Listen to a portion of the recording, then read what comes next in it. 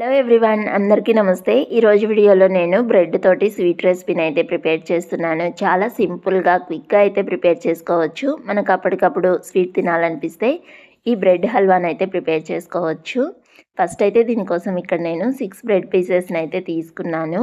ఇప్పుడు ఒక్కొక్క బ్రెడ్ని అయితే 4 పీసెస్గా అయితే కట్ చేసుకోవాలి. ఇక్కడ నేను బ్రౌన్ పార్ట్ని అయితే తీసేయట్లేదు. మీకు బ్రౌన్ పార్ట్ నచ్చకపోతే తీసేసుకొని వైట్ పార్ట్ వరకు అయితే 4 పీసెస్గా కట్ చేసుకోవాలి.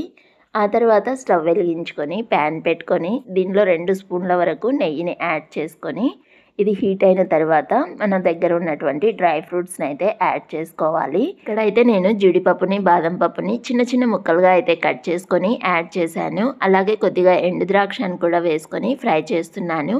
ఎండు ద్రాక్ష మనకి ఫాస్ట్గా అయితే ఫ్రై అయిపోతుంది కదా. ఇప్పుడు దీన్ని అయితే పక్కకు తీసేసుకొని మిగతావి కూడా మంచి గోల్డెన్ కలర్ వచ్చేంత వరకు ఫ్రై చేసుకున్నాక వీటిని కూడా అయితే పక్కన పెట్టుకుందాము. ఆ తర్వాత ఇదే ప్యాన్లోకి మరో 2 స్పూన్ల నెయ్యిని అయితే యాడ్ చేస్తున్నాను. మీరు నెయ్యికి బదులు నూనె కూడా అయితే యూజ్ చేయవచ్చు, నెయ్యి ఫ్లేవర్ నచ్చకపోతే. ఇంకా ఆ తర్వాత ఈ నెయ్యిలో అయితే మనం కట్ చేసి పెట్టుకున్నటువంటి ఈ బ్రెడ్ పీసెస్ని వేసుకుని మంటను లో ఫ్లేమ్లో పెట్టుకొని మంచి గోల్డెన్ కలర్ వచ్చేంత వరకు అయితే ఫ్రై చేసుకున్నాను. నాకు ఈ బ్రెడ్ అనేది ఆయిల్ని కానీ నెయ్యిని కానీ ఎక్కువగా పీల్చేస్తుంది కాబట్టి ఒకేసారి మొత్తం యాడ్ చేయకుండా కొద్ది కొద్దిగా యాడ్ చేసుకుంటూ అయితే మనము వీటిని ఫ్రై చేసుకోవాలి.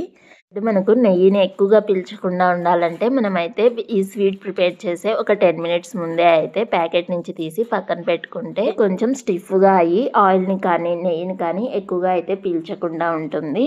ఇలాగా బ్రెడ్ పీసెస్ని అన్నిటిని అయితే మంచి గోల్డెన్ కలర్ వచ్చేంత వరకు అయితే ఫ్రై చేశాను. ఆ తర్వాత వీటిని పక్కన పెట్టేసుకొని స్టవ్ వెలిగించుకొని మరో గిన్నె పెట్టుకున్నాను.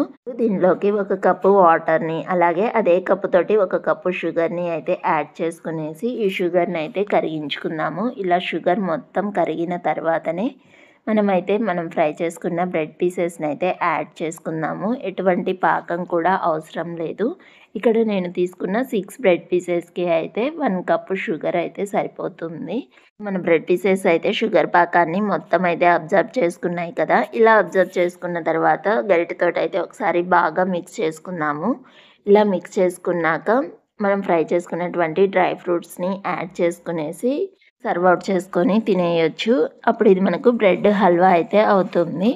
కానీ ఇక్కడ నేను డబల్ కా మీఠా అయితే ప్రిపేర్ చేయడం కోసము కాచి చల్లార్చుకున్న పాలను అయితే 1 కప్ అయితే యాడ్ చేసుకుంటున్నాను. ఏ కప్పుతో అయితే షుగర్ అవన్నీ తీసుకున్నామో అదే కప్పుతోటి 1 కప్పు పాలను అయితే యాడ్ చేసుకునేసి లో ఫ్లేమ్లో పెట్టుకొని ఉడికించుకుందాము. ఈ బ్రెడ్ మొత్తము అయితే ఈ పాలను కూడా పీల్ చేసుకునేసి మొత్తం దగ్గరికి పడేంత వరకు అయితే దీన్ని ఉడికించుకుందాము. మంటను లో ఫ్లేమ్లోనే పెట్టుకొని ఉడికించుకోవాలి. ఇలా దగ్గరికి పడ్డాక మనం ఫ్రై చేసుకున్నటువంటి డ్రై ఫ్రూట్స్ని అయితే యాడ్ చేసుకునేసి ఒకసారి బాగా మిక్స్ చేసుకునేసి స్టవ్ ఆఫ్ చేసుకొని ప్లేట్లోకి సర్వ్ అవుట్ చేసుకోవడమే.